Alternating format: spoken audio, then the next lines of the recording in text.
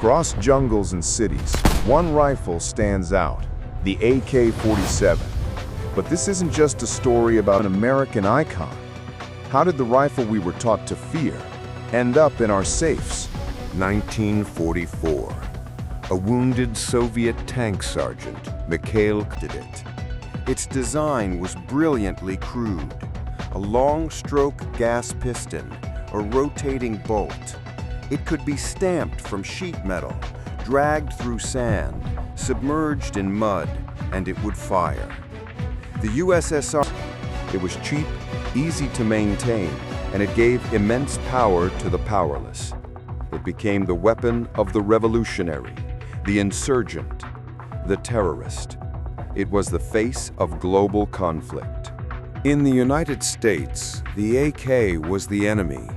In movies and on TV, it was the gun of the Soviet spy, the Kartuk fascination. Americans have a deep-seated love for the rebel, the outlaw. The AK was the ultimate outlaw icon. To own one wasn't just about the gun, it was about making a statement. January 1989. The AK's violent reputation came home. A man used a Chinese AK-47 to open fire on a school playground. 5 children were killed. The shock was profound. The fear was created a vacuum. And American capitalism hates a vacuum. Domestic companies simply began producing the exact same rifle. The government hadn't banned a weapon. It had just created a brand new protected American market for it. The enemy's gun was getting a Made in USA stamp. In 1994, the government tried again, the 10-year assault weapons ban. This time, they banned features, pistol grips, folding stocks, bayonet mounts. It didn't ban the gun itself, just the scary parts. But millions of pre-ban rifles were already in circulation, instantly becoming high-value collector's items. The ban didn't make them disappear, it just made them expensive.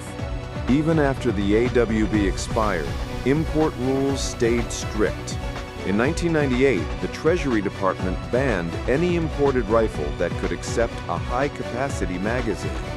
This was another attempt to choke off the USA market exploded. Arsenal Inc. began building high-end Bulgarian-style AKs in Las Vegas. Their first trigger pull wasn't on a real gun, it was in a game. The digital AK felt powerful, uncontrollable, satisfying. It cemented the Kalashnikov's identity not as a foreign tool, but as the ultimate tool of chaos. And here is the ultimate sign of respect. The U.S. military's most elite units, special operations, train expensively on the AK-47. Why? Because they know it will be on every battlefield, and they know when their own sophisticated equipment might fail, the AK will work. Today, millions of AKs are in civilian hands in the U.S.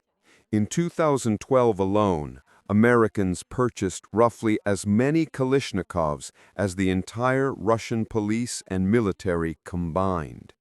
Think about that. In 1 year, American civilians bought more of the enemy's rifles than the entire armed forces of its original creator. The transformation was complete. So how did this happen? It all goes back to that 1989 ban. It was a ban on importation, not production. It was a ban based on a gun's zip code, not its function.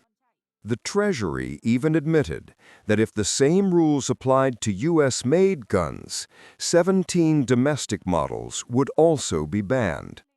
This single loophole explains everything about the modern American AK market. Of course, this saturation has a dark side. Law enforcement has long warned about AKs in crime. The AK-47 bandit, gang raids, The rifle's brutal reputation is unfortunately well earned. It reminds Americans that the power of the AK can fall into any hands. In the 80s, Americans saw the AK funding conflicts in their own backyard. Nicaragua, the Iran-Contra affair. Soviet bloc weapons were everywhere, used by US-backed Contras and Sandinista forces alike. It proved that once the AK hits a region, it spreads, and it doesn't care about politics. On screen, the AK became a narrative shortcut. See an AK? You're looking at the bad guy. Red Dawn, Narcos. This constant exposure hammered home one message. The Kalashnikov is the face of armed conflict. It is the definition of a war gun. And in the digital world, it is legendary. In first-person shooters, it's the high-damage, high-recoil choice, the rebel's choice. For a generation raised on thumbsticks, the AK's identity was forged in pixels, but the impact was the same. It is the definitive big gun. And not just rap.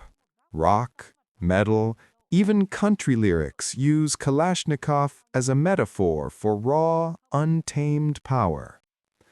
Artists use it to evoke danger. Like a fast car or a thunderstorm, the name itself carries weight. It's a symbol that needs no explanation. Today, the American AK market is a universe unto itself. Collectors hunt for rare Yugoslavian or East German models. Hobbyists come, understanding their ability to penetrate cover.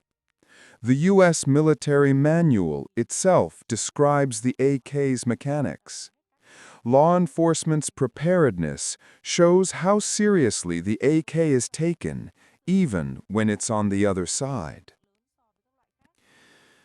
The AK is still at the center of America's new bans, met with ferocious defense from manufacturers and owners.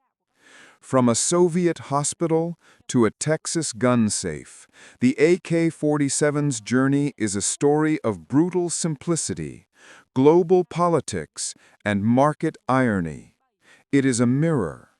In it, Americans see their enemies, their rebels, their fears, and their own strength. That the rifle we feared the most is now the one we can't stop buying?